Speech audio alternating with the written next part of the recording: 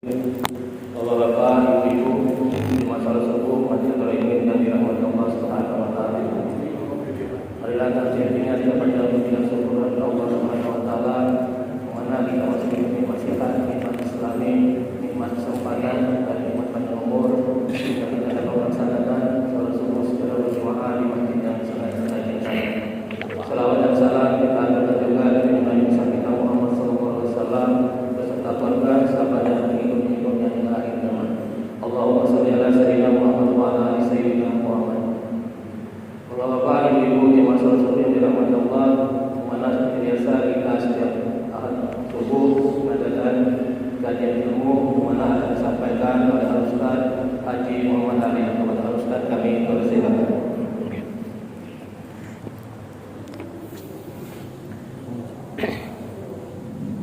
Mana yang kecil ya? Sana yang bagus kan? Assalamualaikum warahmatullahi wabarakatuh.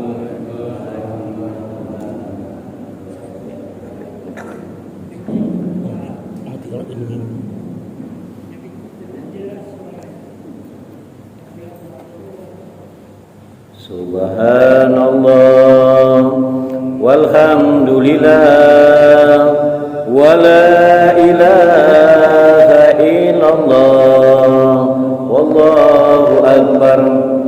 Subhanallah walhamdulillah wa la ilaha illallah wallahu akbar.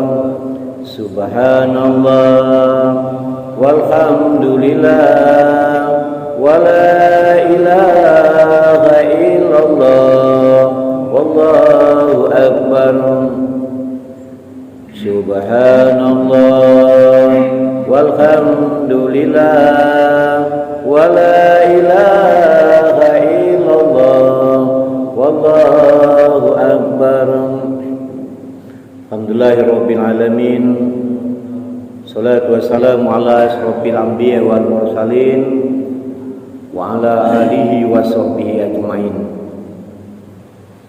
Asyhadu an la ilaha illallah wa asyhadu anna Muhammadar Rasulullah. Allahumma shalli ala sayyidina Muhammad wa ala ali sayyidina Muhammad. Allah Ta'ala bil Qur'anil Karim, bismillahirrahmanirrahim.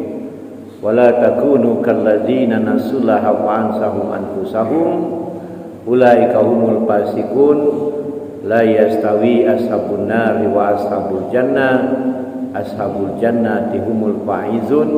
Shadaqallahul azim. Kami hormati para bapak ibu jemaah salat subuh Masjid Aniyatul Rahimin yang dimuliakan Allah. Tentunya kita masih tetap bersyukur kepada Allah Azza wa Jalla bahwasanya kita di pagi hari ini tentunya dapat berkumpul di masjid yang dimuliakan Allah ini dalam keadaan sehat walafiat. Masih banyak saudara-saudara kita yang saat ini dalam keadaan sakit, kita doakan yang sakit disembuhkan oleh Allah. Yang dalam perjalanan mencari rezeki Allah, kita doakan semoga Allah banyakkan rezekinya. Amin ya rabbal alamin. Salawat dan salam kita aturkan kepada junjungan kita Nabi besar Muhammad sallallahu alaihi wasallam yang telah membawa kita dari alam yang gelap gulita dan sekarang kita berada di alam yang terang benderang. InsyaAllah di pada mahsyar nanti kita akan mendapat syafaat dari beliau. Amin ya rabbal alamin. Tentunya pagi ini selayaknya Ustaz Irawan, tapi mungkin hujan. Tadi deras juga suruh hujan. Anak pulau nak sholat di rumah. Nah, jadi hujan ya. Tapi Allah menentukan ya lah mendekati sholat subuh dah hujan. Allah turunkan hujan untuk memberikan rahmat dan nikmat kepada kita. Allah turunkan angin untuk memberikan kabar gembira. Allah turunkan petir. Allah nak tunjuk tahu dengan kita bahawa Allah itu maha kuasa dan hebat. Maka ketika petir berbunyi kita baca la haula wala quwata illa billahil aliyyil azim. Bapak Ibu, pagi ini tentunya kita masih membahas dalam rangkaian surah Al-Quran. Biasanya hadis kursi kan dibahas, tapi ini Quran. Dalam surah Az-Zalzalah ayat 7 dan 8 Allah katakan Bismillahirrahmanirrahim. Faman ya'mal misqala dzarratin khairan yarah. Barang siapa yang mengerjakan kebaikan seberat zarah pun, niscaya dia akan melihat balasannya. Kemudian diteruskan wa may ya'mal misqala dzarratin sarran yarah. Dan barang siapa yang mengerjakan kejahatan seberat zarah pun, niscaya dia akan melihat balasannya. Jadi apapun yang terkecil kita kerjakan di muka bumi ini, Allah tahu. Tidak usahkan nak sebesar lengan, sebesar biji zirah pun akan Allah balas kebaikan itu. Nah, kebaikan ini bermacam-macam. Amal yang paling kecil baik, kebaikan itu ketika ada sampah di tengah jalan, kita singkirkan ke pinggir supaya wong jangan tersandung dengan sampah atau batu kerikil yang di tengah jalan tadi. Nah, itu sebesar-besar, sekecil-kecil amal itu, dan itu akan dibalas oleh Allah. Kadang kita nengok di jalan ada batu sebesar lengan, iya, kalau kita biarkan bakal melepat aku orang lain. Mungkin kita sempat ngambilnya, ambil.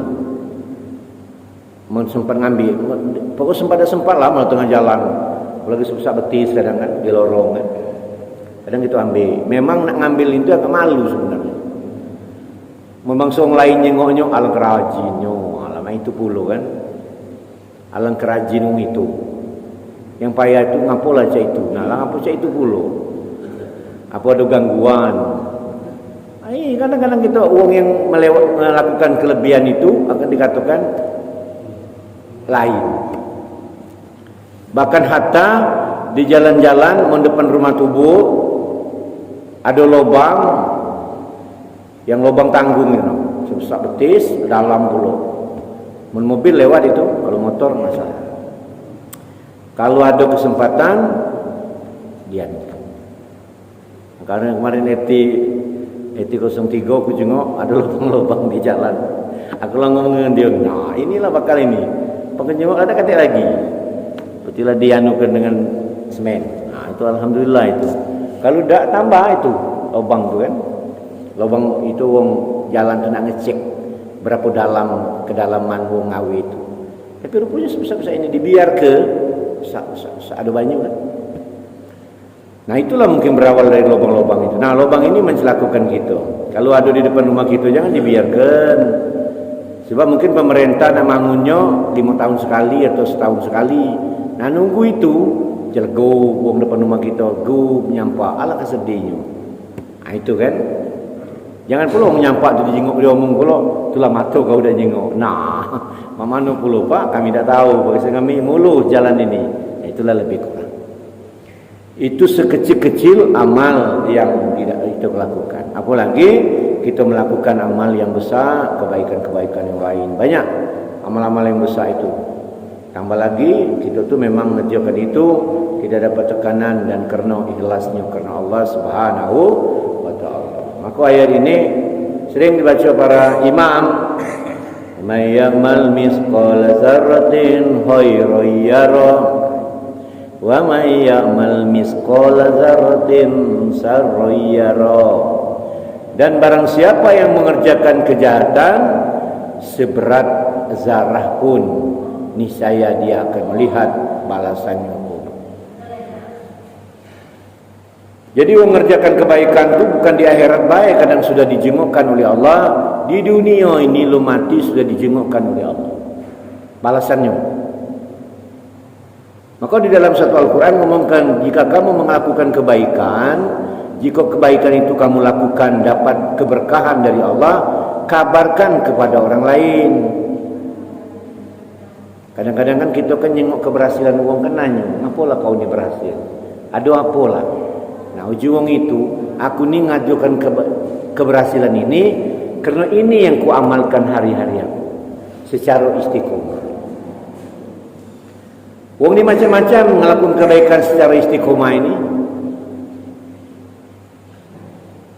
Nah, kalau sebelah ini kan Pak Ridwan Effendi kan amalannya kalau mungkin masih istiqomah. Setiap dia ulang tahun, dia selalu ngajak uang makan dan ngenjuk anak yatim. Itu kata beliau kan. Yang kebaikan itu ada. Nah, kita juga bisa apa yang kita kerjakan selama ini yang secara istiqomah itu. Apa setiap kita ulang tahun atau ada uang kadang setahun sekali di ujung tahun buat kebaikan, ngantar rapo beras ke tempat panti asuhan. Nah, ya kalau kami itu setiap naik pangkat golongan ngantar beras. Karena waktu pertama diterima PNS itu ngantar beras juga ke tempat panti asuhan. Nah, kalau pas naik pangkat, Pak Ustaz, apa nak main itu ni? Nak nunggu, nak naik pangkat. Nah, itu kan istiqomahnya. Setiap naik golongan 3A, apa golongan 3B, diingat ni ya. Nah, itu namanya gawean secara istiqomah. Yang gawean-gawean lain itu bisa jadi. Bukan nak nunggu tu nak ngenjuk uang. Dah, maksud tu yang istiqomahnya itu. Nah, itu bagus itu. Itulah nama gawean istiqomah. Atau setahun sekali, atau setiap malam nisfu Sa'ban, atau pokoknya di bulan-bulan ini kan. Nah, malam tadi kita ini memang belum ini sebenarnya belum memasyarakat. Pernah ngadukan di Raudatul Ain itu ngadukan bersama, saya tidak ngadu lagi kan. Pernah sekali ya. Kita usulan almarhumah bininya War kan. Kita ngadukan malam nisfu Sa'ban itu macam Yasin itu 3 kali. Nah, aku juga hampir setiap tahun juga, tapi aku tidak pernah melakukan di sini. Ya murid ngaji aku semalam aku masuk Yasin, tapi aku dengar di Syarif Hidayatullah ladu dengar masuk Yasin. Nah, ngaku jaku sebulan dikabar rami-rami ni dibuat undangan. Hati malam tadi kita ngerjakan sama-sama. Mungkin masih ragu-ragu mungkin. Saya tahu melo dah semalam melo ya. Melo ya. Ah, iyo kena tak di ini ni aku juga. Aku macam Yasin juga di rumah. Aduh macam Yasin. Pakai di berita. Nah, terlambat aku. Tapi tak apa-apa lah. Nah, masjid ini juga insyaAllah ke depan bisa jadi. Pas malam nisfu itu kita kerjakan macam Yasin 3 kali. Di dalam antara Yasin yang pertama berdoa untuk ini, Yasin kedua berdoa untuk ini, Yasin ketiga berdoa untuk ini. Dah macam selesai. Nah, karena ada ininya nian. Ketika Rasulullah di malam nisfu Sa'ban itu Rasulullah lagi sholat. Ketika Rasulullah sholat, Rasulullah itu sujud lamunian. Sehingga Rasulullah lamu itu tidak bergerak, tangannya tidak bergerak. Kata Siti Aisyah, Rasulullah ini sudah dipanggil oleh Allah. Lamunian tidak bergerak. Oleh Siti dalam suatu kisah, Siti Aisyah ini ngambil semacam ada apa sejenis kayu kecil apa ini, digawil-gawilnya di tangan, di badannya Rasulullah. Digawilnya juga. Rupanya laju je kan belum keluar. Rupanya Rasulullah menggerak-gerakkan tangannya. Ketika menggerak tangannya itu, Siti Aisyah senang kan? Aisyah sudah sholat, ditanyalah oleh Siti Aisyah, "Ya Rasulullah, aku laju ragu nengok kau sholat lamunian sujud, laju tidak bergerak-gerak. Kukira lah ini kan." Puji Rasulullah, "Ya Siti Aisyah, malam ini adalah malam nisfu Sa'ban." Nah itu, aku berdoa kepada Allah Subhanahu wa ta'ala. Barang siapa berdoa berhajat di malam nisfu Sa'ban ini, tentunya ada kata batas oleh aku untuk nak ngenjuk ijabahnya. Nah, itu. Nah, tadi lah bagus tu. Itulah ini dah dia digerakkan kan. Tak sama-sama tadi. Beliau si Zulbait Barak tak ini kan. Nah, kena mula ditap di undangan. Jangan pula nak diumumkan lah, bukan nak diundang solat koi. Nah, yang datang, damai itu kan gawe gede nama itu kan, gawe besar atau dikabari, dah baca ngomong. Ya, cak ini kan, ini terus kan kerja karya setiap Jumat, barang siapa yang ingin bersama-sama mendengarkan, ada majelis taklim, majelis ilmu di Masjid Ainul Rahimin. setiap hari Minggu dengan penceramah yang berbeda-beda. Itu kan bagus itu. Ingat terus kan? Ingat terus. Tapi alhamdulillah insyaallah diingat itu banyak. Nah kemudian barang siapa yang mengerjakan kejahatan ini jangan cubu-cubu. Cuman ada barang siapa nak ngerjakan kebaikan lu ngawe ke lah sudah dinjuk oleh amal ya Allah. Nah ini wong nak ngejuk kebaikan ini. Aku pengen nian nak itu buat baik. Nah lu digawekan lah dinjuk pahala oleh Allah. Nah tapi beda lagi wong nak berbuat kejahatan. Nya berencana belum dicatat. Nah itu hebat pula Allah tu. Maha kasih maha penyayangnya. Kalau nak ngerjakan kebaikan belum terjadi lah dicatat. Tak terjadi juga, tak perlu diambil pula pahala itu. Walaupun kecil kan, masih kecil. Tapi kalau orang nak ngerjakan kejahatan, belum ngawe ke, belum dicatat. Mau nyuruh, tak catatnya. Mau laju, dicatat. Yo, nah itu. Allah kau hebat, kasihan Allah dengan kita tu, maha pengasih dan maha penyayang dia. Apa yang kita berbuat, kita berencana aku pokoknya nak ngitni wong itu. Mulai malaikat nak nyatat. Begitu tak terjadi, dah perlu dicatat juga kecil dah. Nah itulah hebatnya, artinya Allah itu kasih sayangnya kepada hamba-Nya. Nah kemudian dalam hal kebaikan-kebaikan ini memang untuk ngerjakannya itu Masya Allah alangkah beratnya, banyak halangan dan rintangannya. Nah itulah godaan iblis tadi. Hal-hal apa baik? Hatta nak ke masjid ni baik, mun kita nak pergi adalah suara azan di tengah-tengah di ujung rumah lah solat tu lah kadang nganggu tau woi. Mun nak boleh pahala buka pintu, buka segala macam macam gitu kan. Tolong apa yang motor nak dikeluar ke. Jangan ngoda-ngoda tu. Itu nama godaan tu dari sal itu luar biasa. Belum yang lain-lain. Makanya alhamdulillah di Al-Nutrihimin ini agak nunggu solatnya. Malah lamuan juga dah juga. Maksudnya tu nunggu tu karena yang paling sulit mengerjakan ibadah ini solat subuh dan solat asar. Solat isya. Rasalah kamu. Solat isya dan solat subuh itu memang beratnya. Itu sudah dikaji. Apalagi solat subuh tu, ya Allah. Ketika nak bangun memang banyak yang godaan-godaannya itu kan. Yang ke kamar mandi dulu, nak ini dulu. Kadang-kadang terasa ada yang belum sudah juga di kamar mandi itu. Wong lah mulai berjalan terus. Nah, mau tak siap pas keluar menari kunci rumah dekati dulu. Itulah gelap tartur itu nauru. Nah lah bebengesan tu akhirnya solat di rumah, lu perlu solat dulu. Sama si benges tadi, akhirnya lama nak tertunda. Inilah memang kalau nak berbuat itulah. Makanya ketika melakukan solat subuh itu agak tunggu-tunggu dikit lah jemaah. Mudah-mudahan jemaah bertambah. Karena kalau lah pandai solat melihat Allahu Akbar, ya Allah, tubuh baru nak keluar rumah, baru nak apa? Ana Allah sudah deh selesai. Wala dolin lah malu pula. Solat ni cuma 2 rakaat. Tinggal niat. Solat Isya luar biasa juga.